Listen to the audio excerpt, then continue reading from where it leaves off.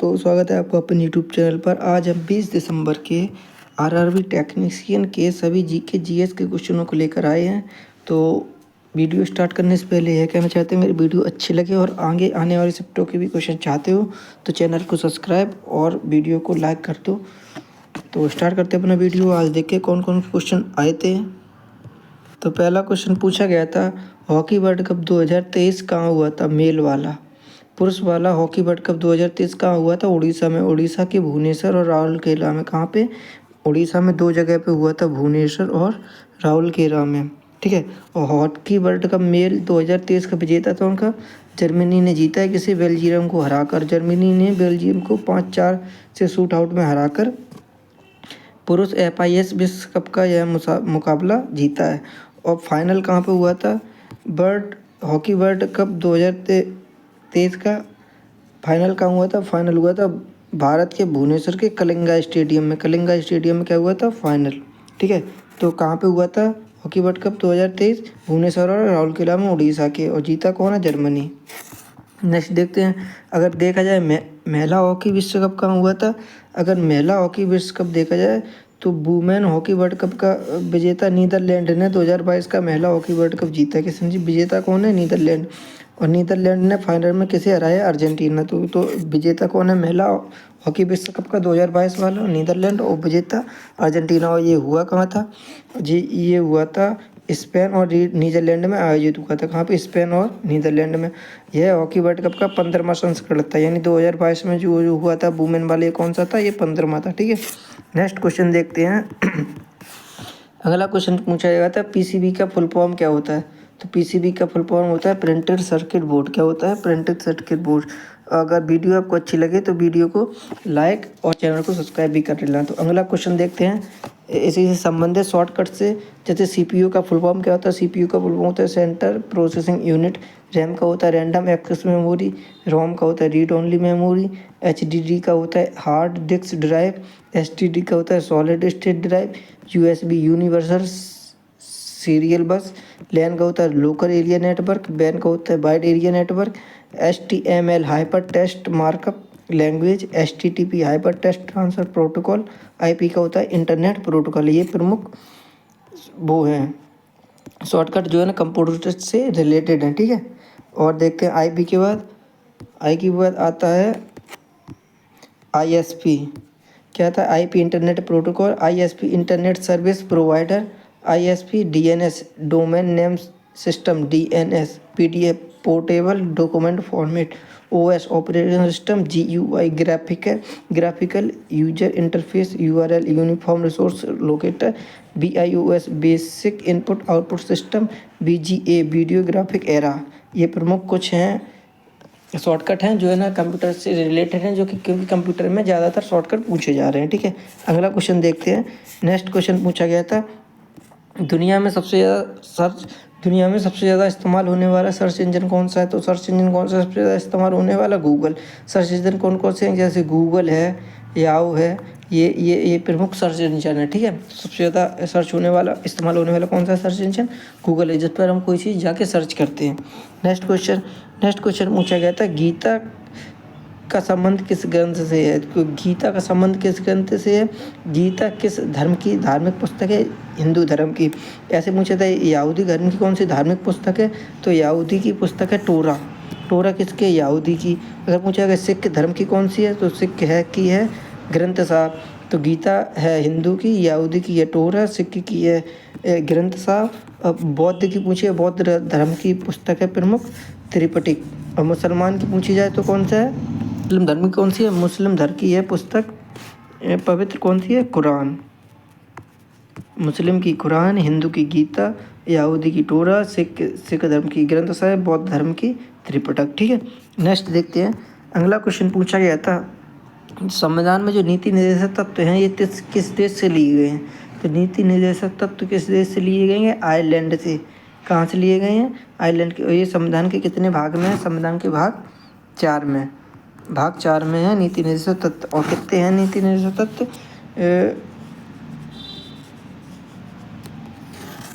देखते हैं प्रमुख स्रोत कहाँ से क्या लिया गया।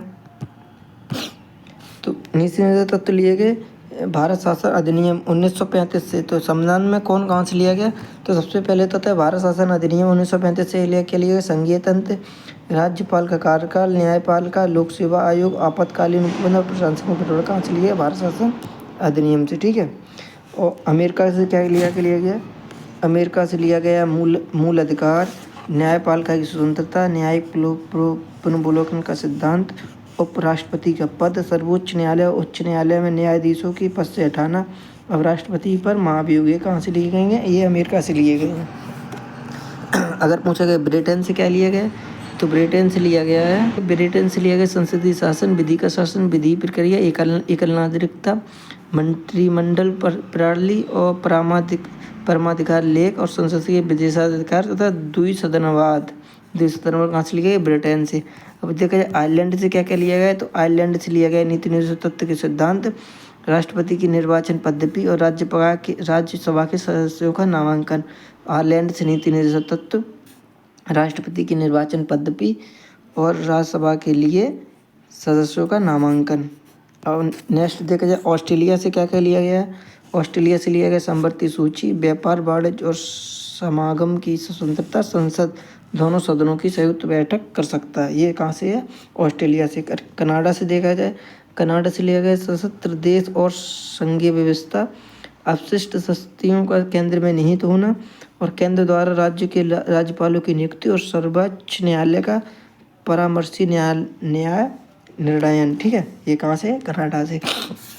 यूएसए से, रूस से पूछा जाए या सोवियत संघ से, मूल कर्तव्य और प्रस्तावना में न्याय का आदर, सामाजिक, आर्थिक और जो प्रस्तावना में न्याय हैं 3 प्रकार के, सामाजिक, आर्थिक और राजनीतिक, कहाँ से लिए गए हैं? यूएसएसआर या रूस से लिए गए हैं। नेक्स्ट देखा जाए कि जर्मनी का बीमर सिद्धांत, जर्मनी से क्या कर लिया गया? जर्मनी से लिया गया आपातकाल के दौरान मूल अधिकारों का स्थगन। कहाँ से लिए गए हैं? जर्मनी से। फ्रांस से लिए गए हैं गणतंत्रात्मक प्रस्तावना में स्वतंत्रता, समता और बंधुत्व के आदर्श जो शब्द लिए गए हैं। कहाँ से लिए गए हैं? फ्रांस से। और दक्षिण अफ्रीका संविधान में संशोधन की प्रक्रिया और राज्यसभा के सदस्यों का निर्वाचन। ठीक है। जापान से विधि द्वारा स्थापित प्रक्रिया कहाँ से ली गई? जापान से। तो अब नेक्स्ट क्वेश्चन देखते हैं। नेक्स्ट क्वेश्चन पूछा गया था स्कूल इंडेक्स ग्रेडिंग सिस्टम क्या है? स्कूल इंडेक्स ग्रेडिंग सिस्टम क्या है? तो ये है क्या है? तो स्कूल इंडेक्स ग्रेडिंग सिस्टम को परफॉर्मेंस ग्रेडिंग इंडेक्स या पीजीआई भी कहते हैं, परफॉर्मेंस ग्रेडिंग इंडेक्स भी कहते हैं। यह शिक्षा मंत्रालय द्वारा जारी की जाने वाली एक वार्षिक प्रकाशन है।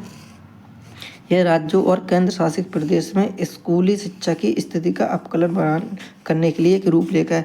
मतलब किस राज्य में और किस यूटी में वहाँ के स्कूलों की स्थिति कैसी है, इसके हिसाब से ग्रेडिंग दी जाती है। इसी को कहते हैं स्कूल इंडेक्स ग्रेडिंग सिस्टम। ठीक है।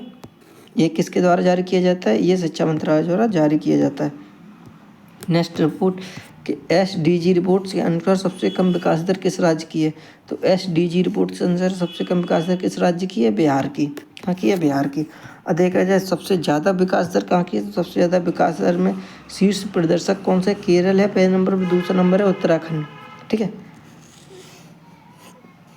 शीर्ष में कौन नंबर पे है? शीर्ष में है केरल और उत्तराखंड, दोनों ही नंबर 1 पे हैं। केरल और उत्तराखंड दोनों ही नंबर 1 पे हैं। अगर खराब में देखा जाए तो सबसे ज़्यादा खराब है बिहार, फिर उसके बाद आता है 62 अंक के बाद दूसरे स्थान पर झारखंड।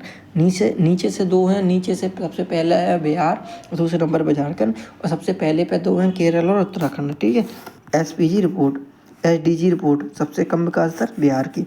नेक्स्ट क्वेश्चन पूछा गया माइक्रो प्रोसेसर 8051 में एड्रेस रजिस्टर कितने बिट का होता है? तो एड्रेस रजिस्टर कितने बिट का होता है? 16 बिट का होता है।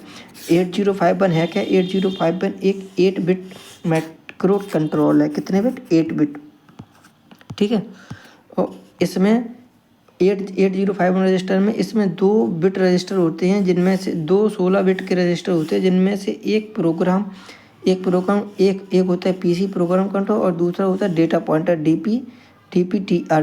दूसरा होता है डेटा पॉइंटर 2 होते हैं 16 बिट के, एक होता है प्रोग्राम काउंटर पीसी, दूसरा होता है DPTR। ठीक है। ये 16 बिट के होते हैं।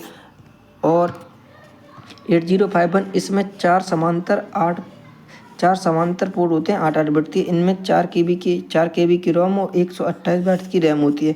इसमें 2 16 बिट के टाइमर होते हैं, 16 बिट के 2 टाइमर होते हैं, ठीक है। और इसमें सिस्टम बस होती है, जिसमें 8 बिट डेटा बस और 16 बिट का एड्रेस बस होता है। बस कंट्रोल और सिग्नल होते हैं, ठीक है। तो 8 बिट का होता है डेटा बस, 16 बिट की होती है एड्रेस बस, ठीक है। नेक्स्ट, इसमें एसकॉन नाम का एक 8 बिट रजिस्टर होता है जिसका इस्तेमाल श्रृंखला पोर्ट को नियंत्रित करने के लिए किया जाता है। तो एसकॉन नाम का जो रजिस्टर होता है उसका इस्तेमाल किसके लिए किया जाता है? तो एसकॉन नाम का रजिस्टर होता है 8 बिट का, और इसका इस्तेमाल होता है श्रृंखला पोर्ट को कंट्रोल करने के लिए, ठीक है, सीरीज पोर्ट को कंट्रोल करने के लिए।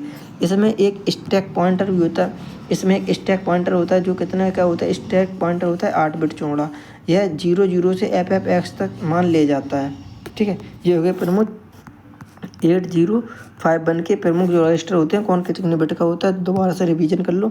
जैसे कि इसमें दो होते हैं 16 बिट के प्रोग्राम, एक होता है प्रोग्राम काउंटर, एक होता है डेटा पॉइंटर। यानी PC और DPTR ये कितने होते हैं? 16 बिट के।